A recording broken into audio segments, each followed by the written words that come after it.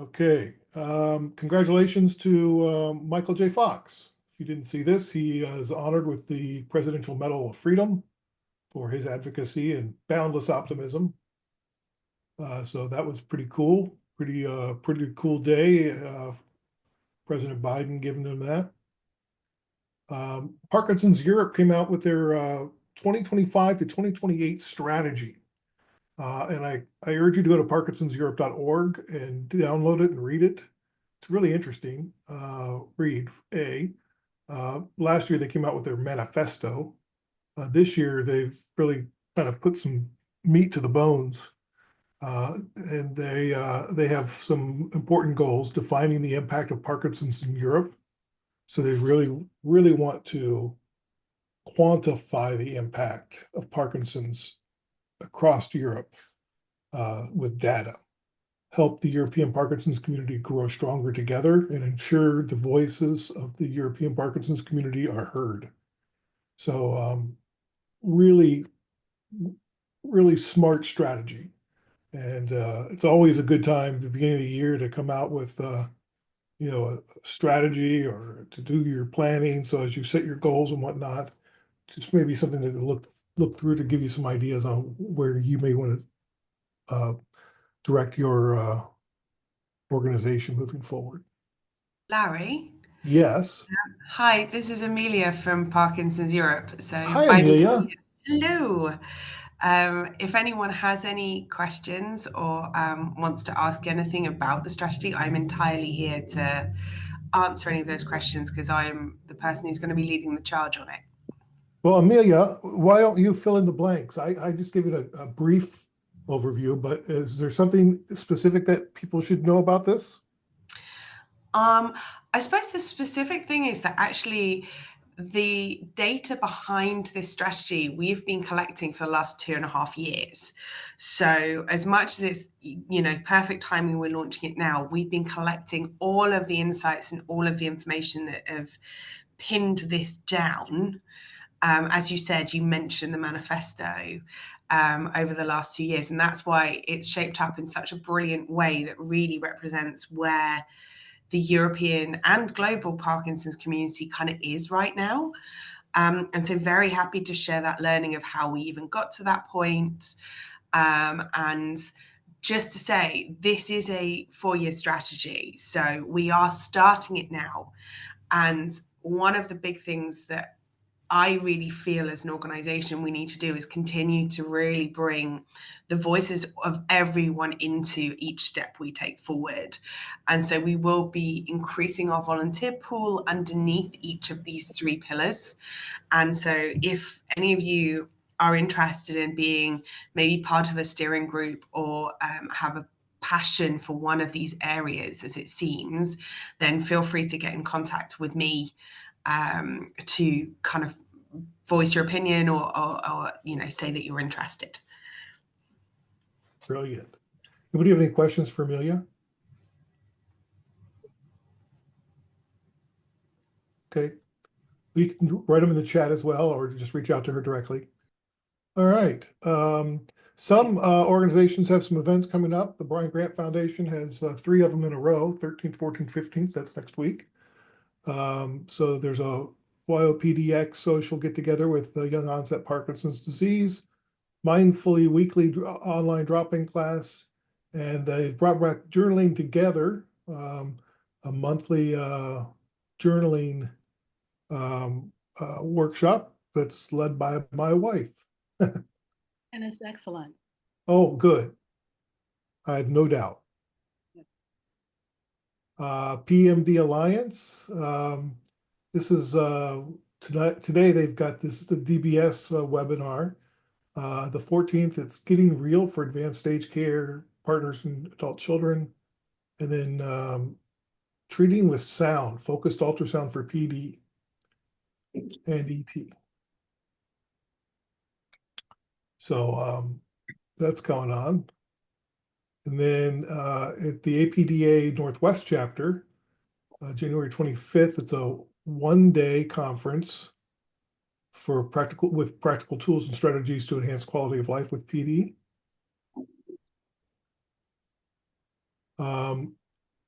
This is there was a release that came out earlier this week, I think it was, or last week. We turned in a petition of 53,000 people calling on President Biden to ban toxic weed killers linked to Parkinson's disease, mostly paraquat. That was my quote there. You see, that was in the release. But we will know by January 15th what the EPA decides to do. Now, you'll remember last month, the EPA decided to ban TCE, just flat out ban it. In most situations, there's a couple of grandfathered in for a phase out, but most in the next year will be done. So it's really exciting to see. But yeah, the January 15th is the deadline for the EPA to make a decision on paraquat. I think they're going to run it to the 15th. But we've got this petition in just in time under the wire. And we'll continue to follow the environmental impacts of all these toxins as we move forward. Any questions on that?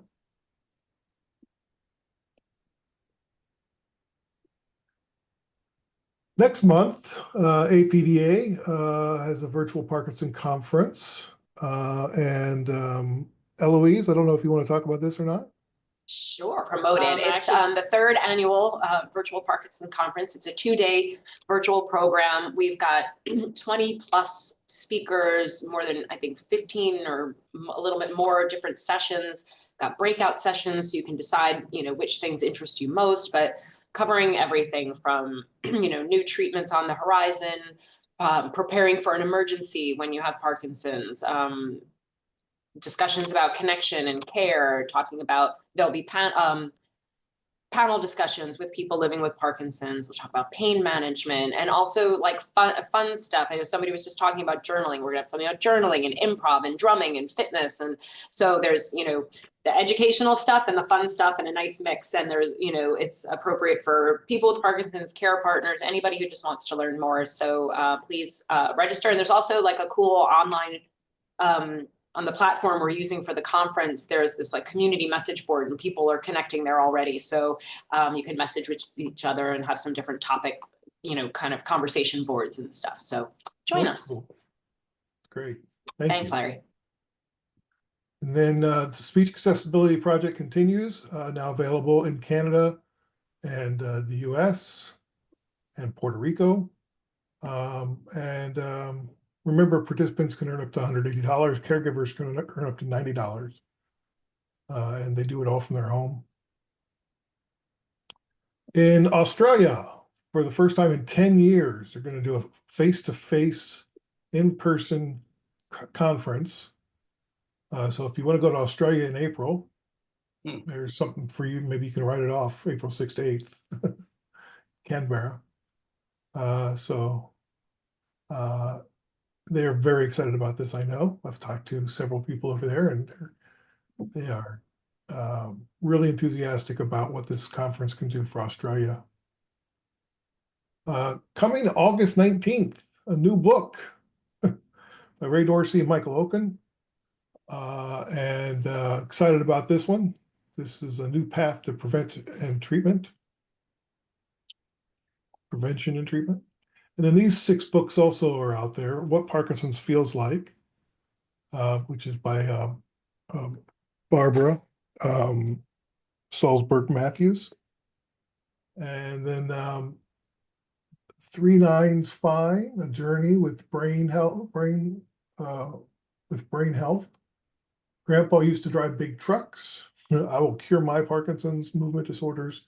I got these off the Parkinson's Europe Parkinson's Life website. Okay, and now it's back to me. And I have ordered my What Parkinson's Feels Like book. It's pretty awesome. And on the back, they suggest that you donate to Parkinson's Canada, Parkinson's Europe, or the PD Avengers, which is really cool. So we enjoy that. All right, well, that's a lot of information I've just thrown at you. And let's go around the room to see if anybody else has anything else to share, or any successes you want to share, or any questions you have for the group. I have several things. First, keep raising awareness to everyone. Larry and I have joined a group of brain health organizations who are looking at our common challenges and our common opportunities. We'll have more to report. They're beginning to meet in groups. But if you all have any thoughts or have any representatives with a little bit more time that would like to get involved with MS, Alzheimer's, ALS, just across the board, brain health. Already the meetings have been interesting from the standpoint that you're hearing the same comments over and over from every group. So what is it? Cures for Pete, not Cure Pete. Cure Collective. Cure Collective. It's already turning out to be exciting because the next step for us that we have on the board is we're sharing our common experiences, and we're starting to collect them and document those. And why that's important is this. Politicians, agencies, they respond to numbers. And as a collective, we can give much larger numbers and talk about many of the things that we're challenged with much bigger numbers. When the policymakers understand that it's not just a PD problem, it's like, look, there's 10 times this number of people across all of these brain health diseases that are dealing with environmental chemicals. And this is what it means. I think we'll have greater impact. Plus, it's also nice to know other people along on the journey of advocacy and where they're succeeding, et cetera. So that's point one. The second one is likewise, the involvement with a lot of caregiver materials. I joined the board of, I was selected to be on the board of the Patient Engagement Consortium, which advises the FDA and CTTI. So again, I invite all of you have any comments or things you'd like to get to them from the patient engagement standpoint, drop me a line and I will have that in my arsenal. I'll have more to report after my first meeting with them. In the meantime, if you're interested in those kind of things, they publish publicly a report, a summary coming out of their quarterly meetings on their website, and I've been reading through them, and some of them are quite interesting because the thing I suspect is true, which is once you get our patient voices in the room, the priorities shift, things change, what's important changes. And so we just need to get more of that into the various agencies. And then the last thing is, I'll share this with all of you all because you're all leaders. What I'm hearing back from a lot of our community is that they're not getting enough. They hear a lot about Parkinson's and what some organizations repute to be the latest Parkinson's development, but what they're not hearing until we're talking to them in small groups is what all of you all are doing. So Larry, like a summary of what comes in on the report from here. We need to find a way to get that to them. They're always amazed that there's so much going on outside of just pharmaceutical developments with Parkinson's, and they're excited to hear about that. So they need two things: one, what all of us are doing, and two, clear information they tell me on how to get engaged if it's interesting to them. So we're looking into the thought of expanding our newsletter reach and things like that to get that information to them. So I share that tidbit with all of you all because I'm sure that's going on in your communities as well. And that's about it for my voice. Okay, and I'm not sure, you mentioned trials. The FDA is sponsoring a light therapy trial at the University of Rochester. Are you familiar with that? I'm not. Oh. Oh, it's a new trial that just started. I'll put the link in. I have another minute. Oh, and they're actually willing to pay $500 for the study. I got bumped because I actually use, because of Dr. Meashley, who is my go-to girl, I do use the circadian lamp. So if you use any type of lamp in your health regime, you'll be they won't even consider you for the study. Okay, well, thanks, Karen. Yep.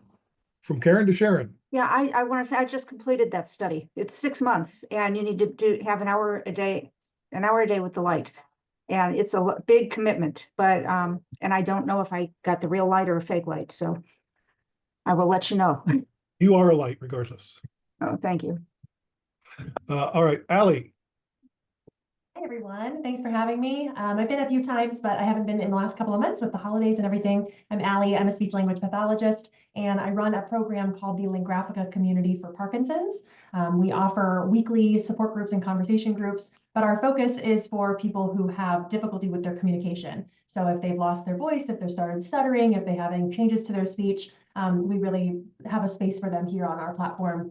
We also do a lot of augmentative and alternative communication. So we talk about devices and communication boards and alternative communication methods. So I will put my link in the chat for our website and our flyer, and our program is 100% free. People can attend and just chat about their communication disorders and how to share strategies, all for free with others with Parkinson's. So thank you for having me.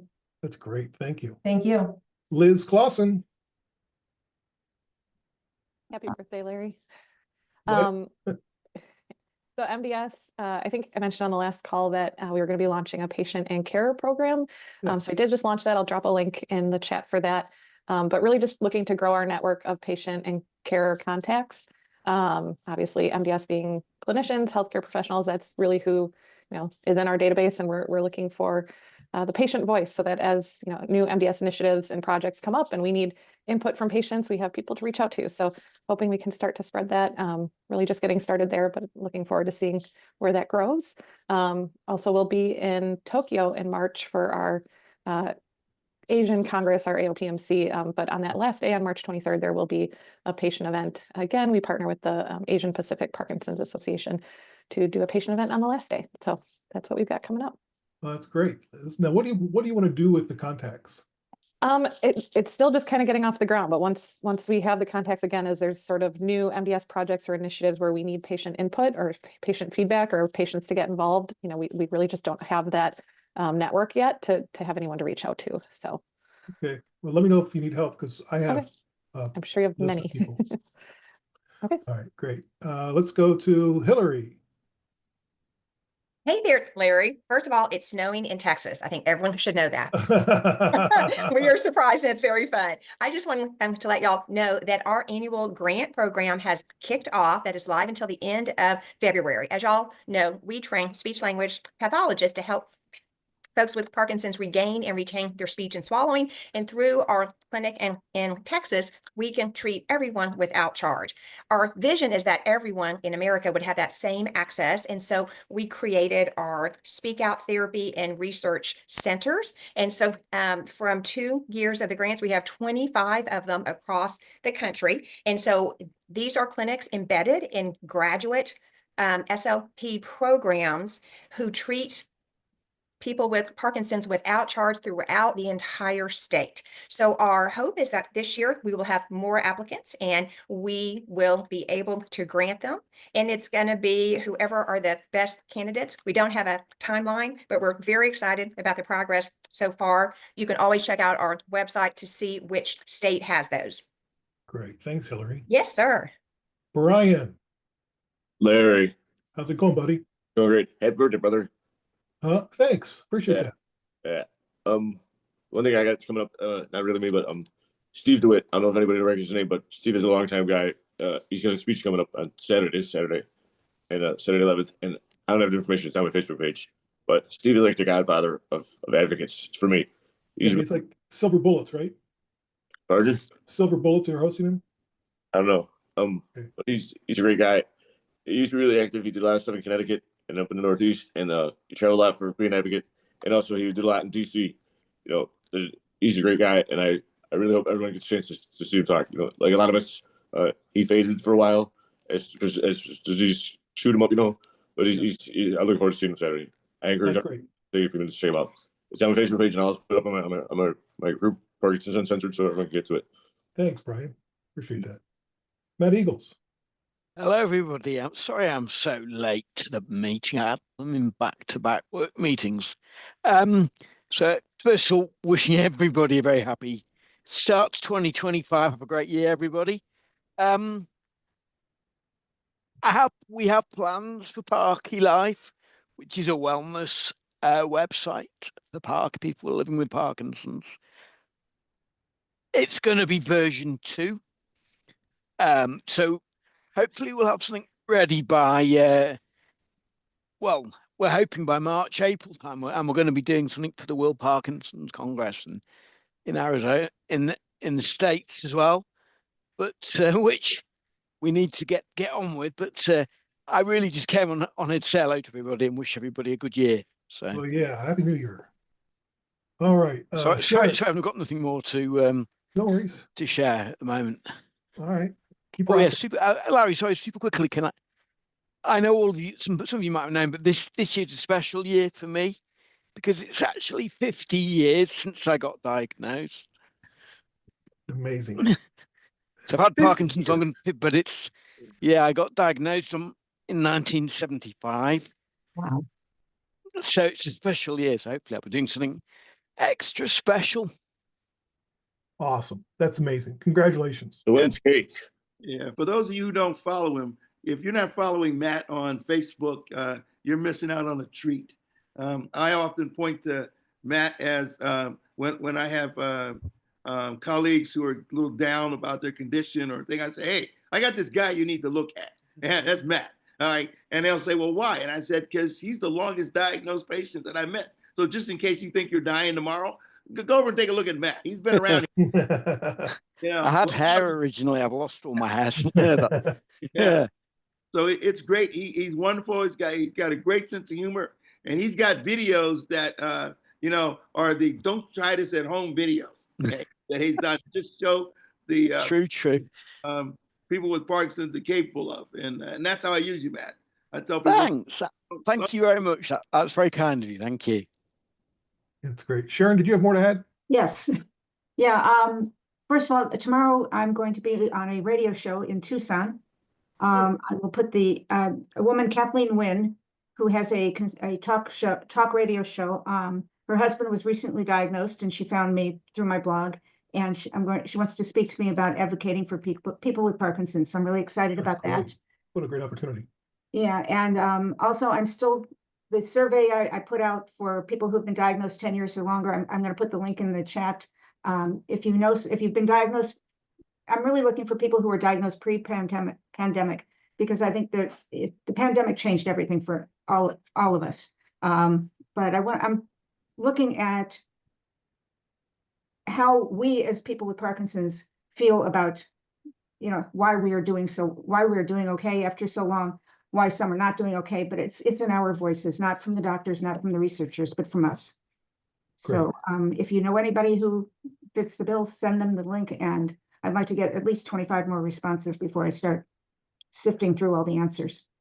Sharon, sorry, can I just ask, Sharon, are you just interested in people in the States, or are you interested in people further afield? Anywhere. Okay. I just, it's not a scientific survey. It's just me as a person with Parkinson's who is doing well after 15 years. I know what I think works for me, and I want to know what's working for all of you. And hopefully, we can come up with something that we can take to the doctors and say, hey, listen, this is what other patients are talking about. This is what works for them. We can take that to the researchers. I know Laurie Mishley is doing that kind of, she's doing it from the researcher's side. I want to do it from the person with Parkinson's side. Sharon, I'll tell you this much. It's meetings like this that keep me going anyway. I love things like this. Sharon, can I ask you to send that information to me via email, because we can share it with our engagement network, which is now 603 members across Europe. So we can definitely get you a lot of voices into it, hopefully. Matt, you're a member of our engagement network, I know. I am. Okay. My email is further up. It's amelia@parkinsonseurope.org, but ping it to me and I'll get it out to as many people as we can. Okay. Yeah, I just put it in the chat, but I will be happy to send it to you as well. Thank you. Okay. Now, Matt, since you're celebrating 5 decades, does he get to take the survey 5 times? Apparently, yeah, Matt. However many times you want to submit, I'm always happy to hear from you. It's really odd. Super quickly, my Parkinson's does tend to have gone in phases. Like first 25 years, I didn't and had never met anybody else with Parkinson's. With the onset of digital and the internet, that has pretty much changed my life. And I'm sure there'll be various different other sort of milestones, but the internet and the connectivity of it and the and the advent of World Parkinson's Congresses have really, really changed Well, my I'll tell you life and this, my Matt, perspective. 50 years is worth of webinar. So Well, we'll put that together. yeah, I'd like that actually. Yeah, You that'd give be great. people a bit of hope. Yeah, for sure. Yvonne, I just want to thank everyone for sharing today. I think Rochester Parkinson Network will be considering providing some kind of support for the World Parkinson Congress, in terms of the grant program. So it was a great conversation. Thank you so much. And I do have a question. Is the Sparklets at pdavengers.com, should that be used for specific correspondence regarding the Light the Night project? it's for the personal lights as opposed to the businesses and the. Oh, okay, gotcha. So if you're going to decorate your house or your wheelchair or whatever. Okay, gotcha. Okay, thank you for clarifying. Yeah. Hopefully I'll be able to read my notes when I go back and look at this. And well, I'll recap. I'll send out this video and I'll send out my PowerPoint so everybody has it. Did I miss anybody? Is there anybody here who has more to say? Okay, well, don't forget to nominate somebody for the Rock City Boxing Impact Award. We just launched that 9 days ago. So and we've got about a month to go before the cutoff. So don't let it get away from you. I know everybody here knows people that are making a significant impact in their community as it relates to Parkinson's. So they would all qualify for this award. Okay. Thanks, everybody. Have a great day. Thanks, Larry. Cheers. Bye, everyone. And